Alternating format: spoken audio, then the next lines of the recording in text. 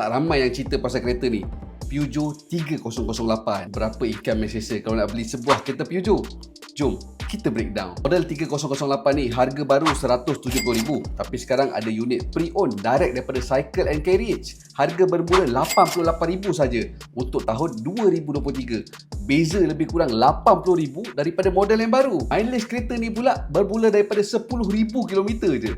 Uyo, low mileage. Kita breakdown harga kereta ni yang pre-owned. Model pre-owned harga bermula RM88,000. Deposit 10% RM8,800. Insurans lebih kurang RM2,640. Road tax pula RM90. Total upfront yang kena ready untuk sebuah Peugeot 3008 ni adalah RM11,530. Financing kita kira untuk 9 tahun. Bulan lebih kurang RM838. Kalau setahun pula RM10,052. Kita kira pula dia punya yearly expenses. Insurans RM2,640. Road tax RM90. Servis 2 kali setahun RM1,400. Untuk wear and tear kita preparekan RM1,700. Total up yearly expenses untuk sebuah Peugeot 3008 ni adalah RM5,830. Campurkan yearly installment dengan yearly expenses, maka dapatlah RM15,882. Bahagikan pula dengan 12 bulan. Jadi sebulan kena prepare RM1,312. Berapa income yang selesa?